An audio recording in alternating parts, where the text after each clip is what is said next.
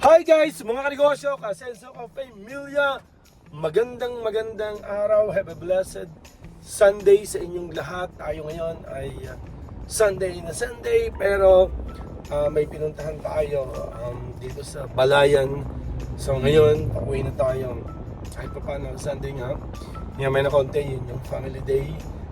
Yun yung family time, bonding with my family. So kakain kami, simba.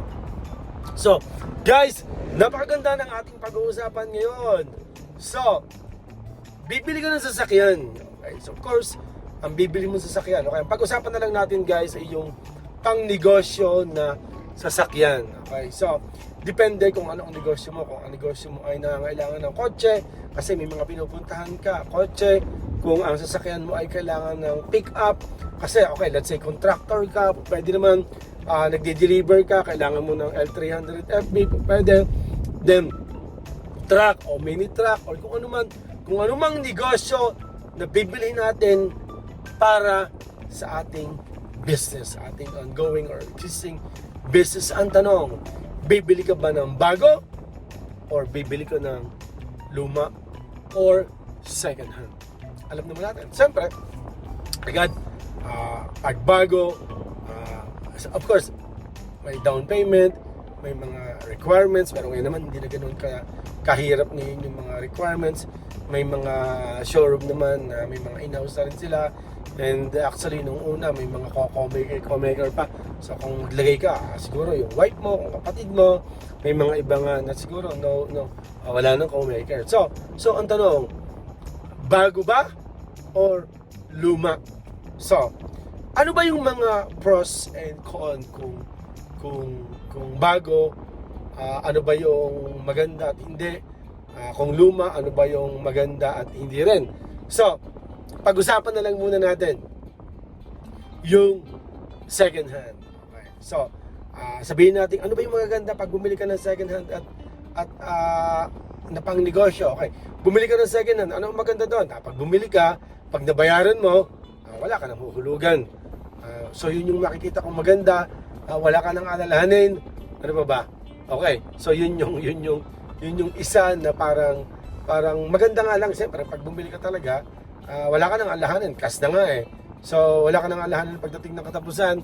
Ganyan. So ngayon, kung bago naman. Okay. Kung bago, ano ang maganda kung bago? Okay. Pag bumili ka ng bago, of course, unang-una na durability. Unang-una, maganda ang bago dahil unang-una matibay, presentable, hindi ka mangamba na maititiri ka. Siguro talagang minimal na milaw, napakaliit lang yan. Ano pa ang maganda? Of course, wala kang babayarang kung ang about kasi kung bago. Siyempre pag may insurance yan, halimbawa, wag naman mangyari, magkaroon ng problema, ma-accidente, may insurance na sasagot, okay, although babayaran mo ngayon. So yung pros muna, yung magaganda pag bago. Siyempre, of course, pag bago, komportable, madaling dalhin, padalwa, ano pa ba, presentable, komportable, lahat na nandun. So kung pangmatagalan mong magagamit, and then para sa akin, kung bumili ka talaga ng bago, investment yan.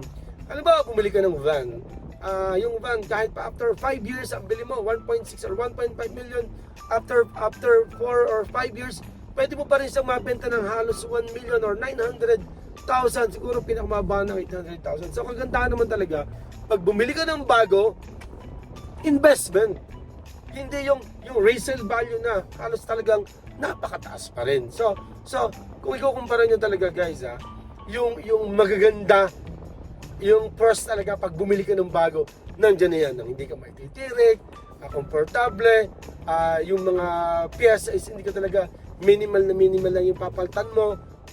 Siguro yung Ranger natin, brake pad, siguro gulong lang, nagpapachange lang tayo. So for 9 years natin ginagamit ang Ford Ranger natin, pwede ko sabihin na sulit na sulit, solve na solve, at walang sakit sa ulo.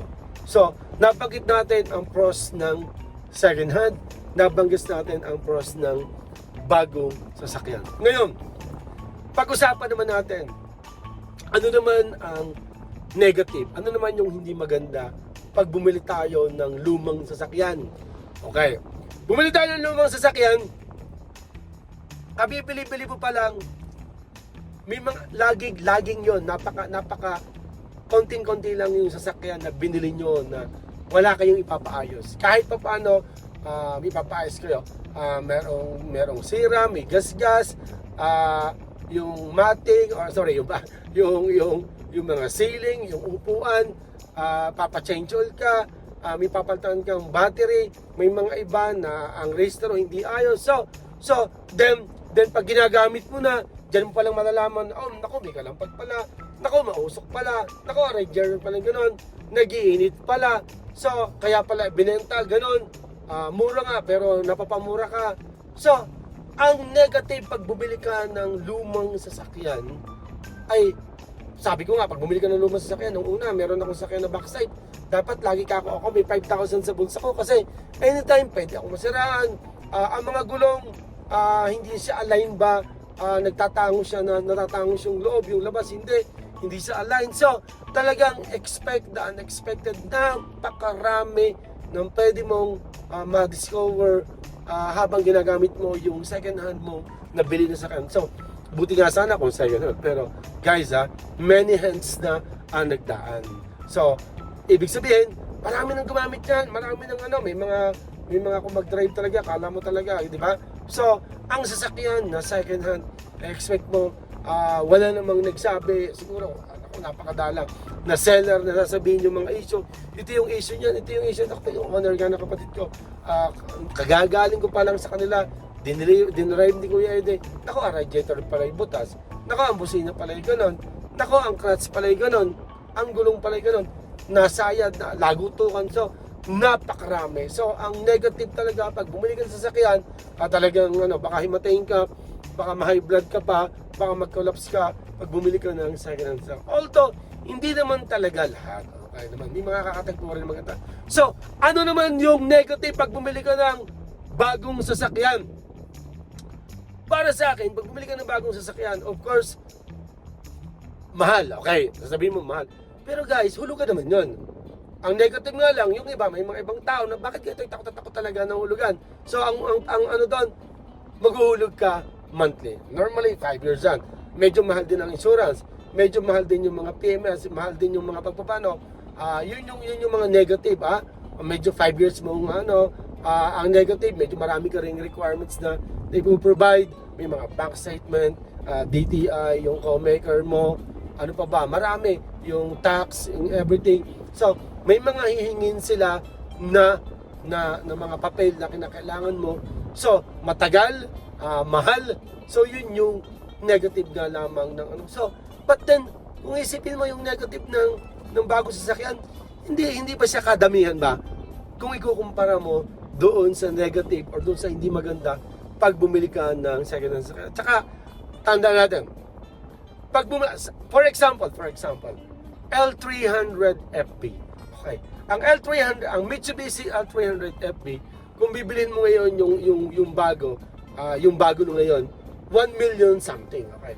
Meron silang promo na let's say 100K. Okay. Makakakita kayo pag may mga promo sa Facebook, may nakalagay doon asterisk, nakalagay subject to bank approval. Okay. So, depende. Kahit baga sabihin nila na no down payment, kahit baga sabihin nila na 8,000 ang down payment, pero magdidepende pa rin yan sa bangko kung aaprobahan ko nila. So, awa naman ng Diyos tayo. Oy, mga bangko, bakit naman sobrang lagi nyo kami inaaprobahan? Kaya kami siguro napipilitang mangutang. Pero, malakas ang load natin kasi nga, bago yung sasakyan. So hindi ka kakaba-kaba. So, ngayon, okay, pag-usapan natin. Okay. Ang lumang sasakyan, makakabili ka ng Mitsubishi L300, 300 to 400,000. Siguro yan ay mga 2014, 2015, 2016 or 17 pataas. The quality maganda. Sabihin natin, okay, 400,000. Magbibida ako ng 400,000 pas cash sa bagsakan.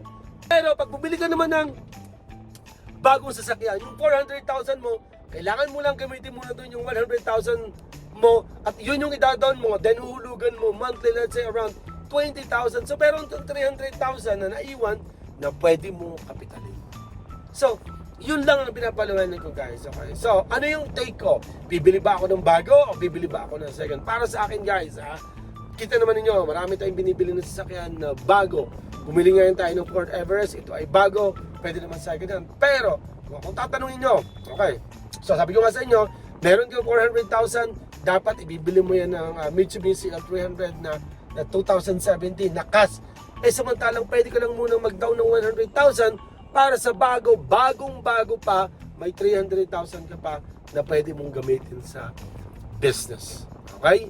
Pag ikaw ay may lumang sasakyan, okay, nakabili ka ng 400,000, nagninegosyo ka, maya-maya na kaunti, naitire ka, sira, may nasira sa makina mo, tigil yung trabaho, tigil yung pagde-deliver, affected yung pagde-deliver, dadalhin sa talyer, 3 araw, 4 na araw gagawin, bibili ka ng mga materyales, ng pyesa, babayad ka sa ano, problema mo, 3-4 na araw kung walang trabaho, wala kang kita, hindi ka makapag-deliver dahil sira ang sasakyan.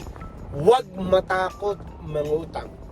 Basta't may nagpapautang. At para sa akin, kung tayo naman ay masipag, matyaga, madiskarte, huwag kayong matakot mangutang ng bagong sasakyan kasi ang kagandahan pag bagong sasakyan, hindi ka talaga kaba-kaba na nabibisita ka ng ospital, pagkipagkita kay doktor. Ito hindi, napakadalang, minimal.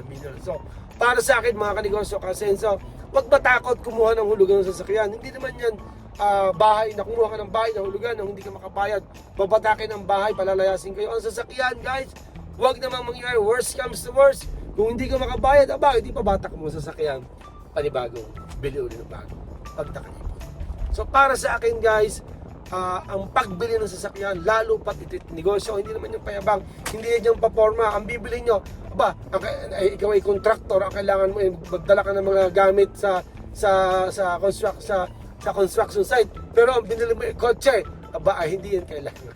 So kailangan natin pang negosyo ng sasakyan. So sana mga ka-asenso, ka-negosyo, ka-familiar, okay, ang bibilin sasakyan, yung talagang narapat sa ating business. At again, guys, kung tayo po ay bibili, para sa akin, I suggest, ang bilhin po natin ay yung bago. Okay. Para sa akin, about doon sa approval, yun din yun. Okay. So, sabi nga nila, maliit yung down, malaki yung monthly.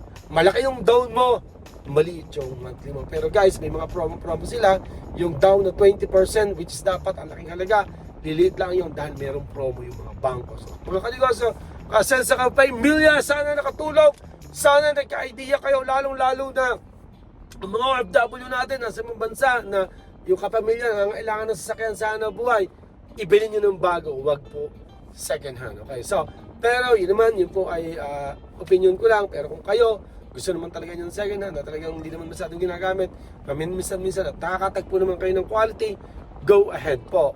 Yun po yun. Yung mga iba naman, siyempre, may kakayanan na yung bago na talaga, bago po tayo. So mga kanegosyo, kasenso, Milya, nag-enjoy tayo dito sa ating bagong Ford Everest na 2025 Titanium 4x4. Yan. So sana maka-inspire, we share to inspire, not to brag. Hindi tayo nagyayabang, hindi nagpapayabang. So sana kung ano yung meron ako na nabibili ko, nararanasan ko, sana kayo ng mga subscriber ko, kayo rin. So God bless. Wag po tayong tumigil sa pagbibigay ng ano man tawag to, ng inspirasyon or tulong or guide sa mga tao na nangangailangan. So God bless po mga kanegosyo. So, Milya, message down lang po kung kayo may comment, kung gusto ko nyo. God bless po. Bye-bye po.